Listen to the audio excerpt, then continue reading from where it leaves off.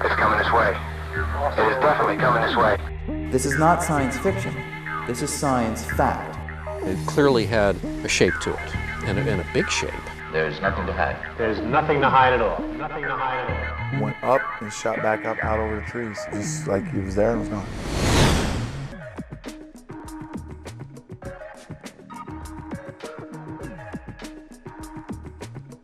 I recognized that there was a real phenomenon taking place, a physical phenomenon, and not just something in people's imagination or hallucinations. But there's a lot of crazy associated with the UFO subject.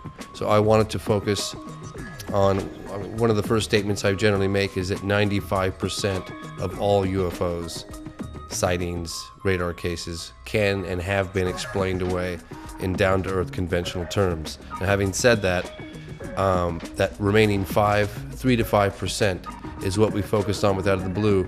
Late breaking. You're watching News 15 at 10. Do these lights belong to visitors from outer space? Hundreds of people across the valley think it's a distinct possibility. Good evening, I'm Mark Bailey. And I'm Robin Sewell. Thanks for joining us. We start tonight with those strange dots of light that were the talk of the town.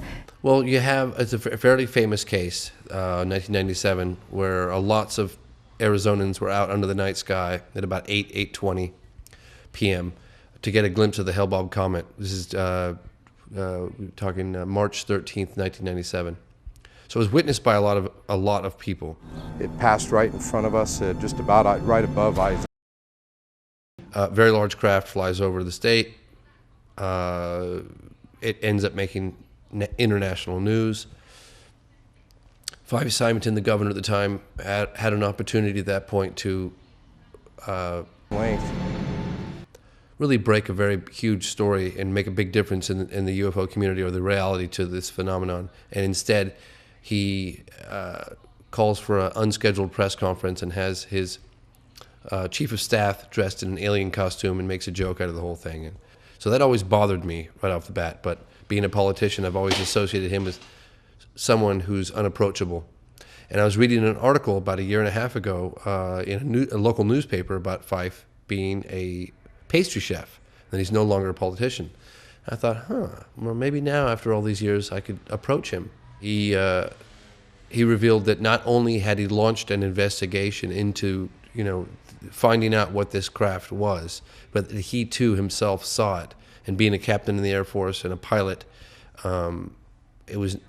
he felt in his gut it was just otherworldly because of its size and the fact that it didn't make any noise. And he said it was just absolutely huge.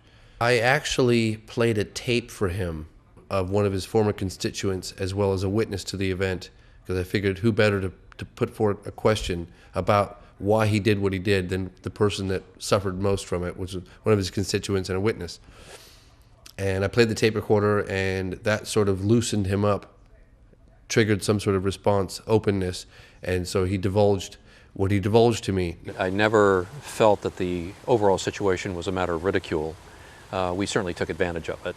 Now, this just goes to show that you guys are entirely too serious. Did he tell me that he got a phone call from someone in the Pentagon telling him to shut the story down? No, he didn't. Did that happen? Who knows? Who knows? Yeah.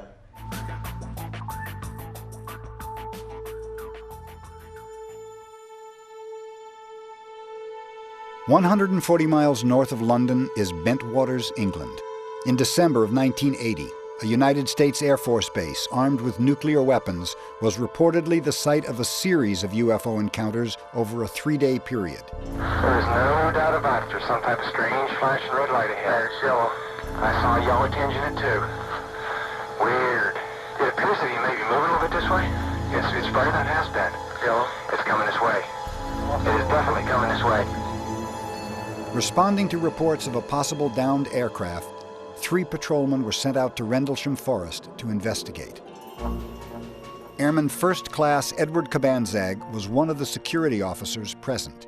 That night, we were on Security 1, which was in charge of mobile security for the Woodbridge base, and we responded to Jim Burroughs' sighting of something out on the edge of the flight line. Well, the controller on the radio broadcast over the air that go down and check out a possible UFO. It was a bunch of security officers responsible for the security of nuclear weapons during the Cold War. So these aren't just some fuzzy-headed, touchy-feely military guys. I mean, they're very serious people.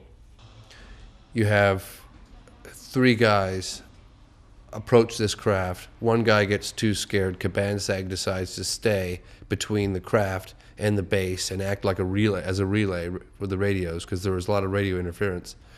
And then the 2 guys go out to the craft, and the whole perception of time was slightly altered, and it was a very ethereal, sort of surreal experience for both of them. At that point in time, 3 of us had direct observation of the craft. The closer we would get to it, we would lose communication, with Central Security Control. It was shaped kind of like almost like a pyramid kind of shaped, just completely silent. It was warm to the touch, he said.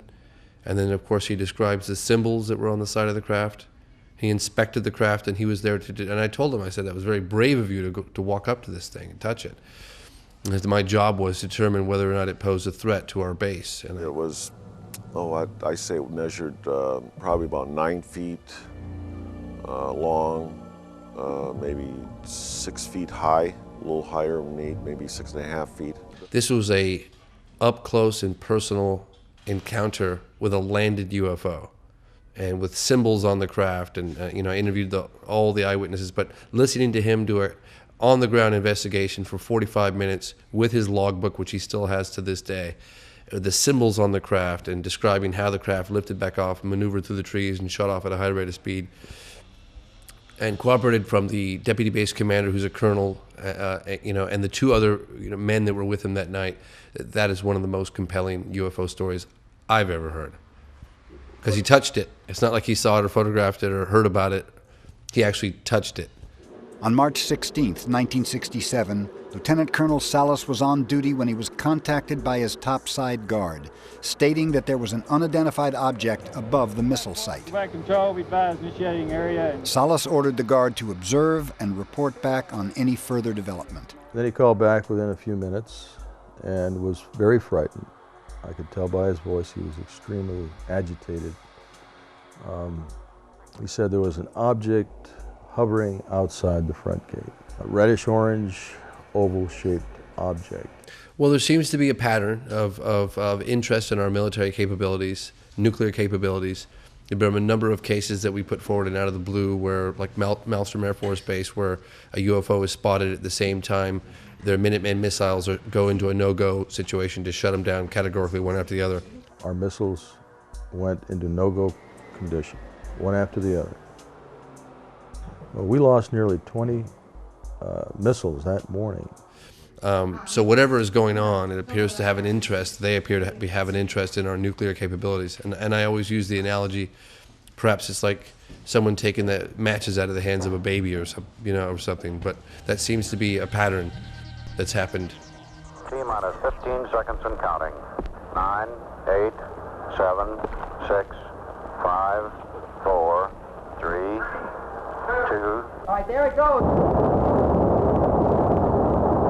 In 1965, Gordon Cooper was the last American astronaut to go up into space alone. What they think on it. Now, the action that I have taken is to turn off my 05G switch fuse and my... He orbited the planet 22 times.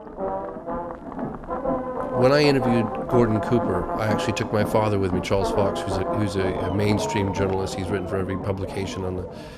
And he was always very reluctant. And one of the things he said to me was that I got involved with my son's interest in UFOs with a very distinct sense of paternal obligation. In other words, initially he was thinking, oh God, I can't believe James is getting involved with this. And one of the turning points for him as a mainstream journalist, and knowing Gordon Cooper as an American icon and a hero, was sitting down in that interview and listening to him talk about, what his experience with UFOs. He was supervising the filming of a precision landing facility for F-86 fighter jets.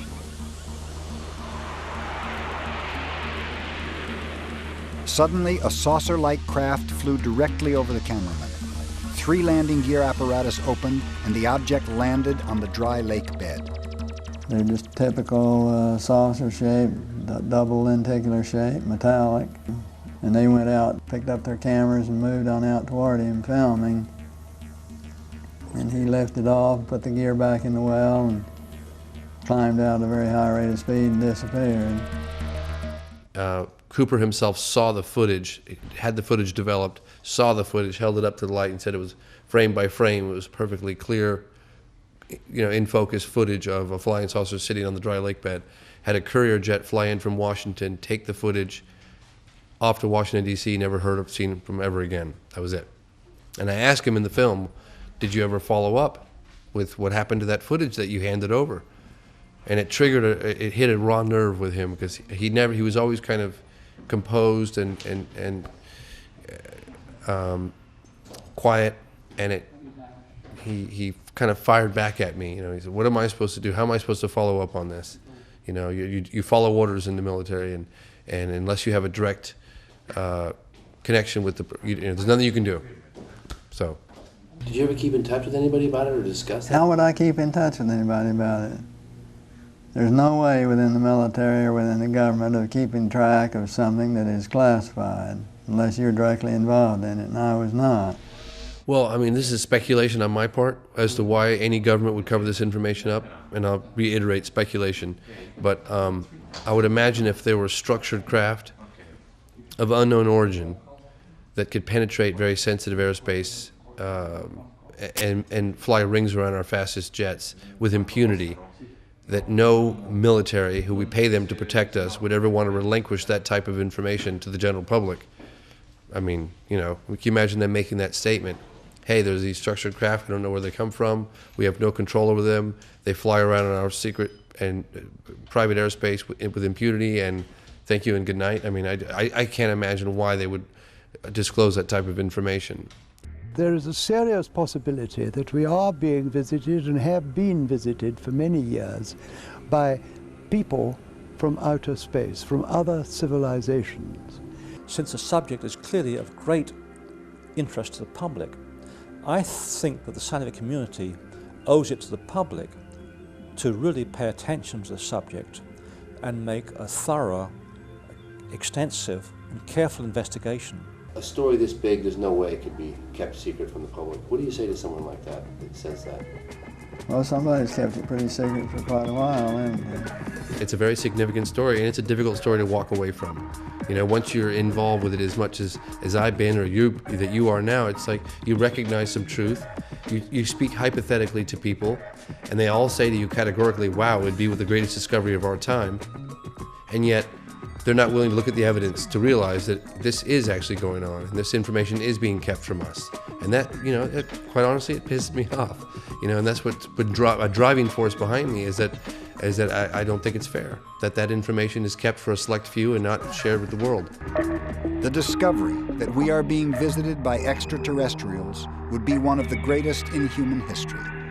Such a discovery would profoundly alter the perception of ourselves and our place in the universe.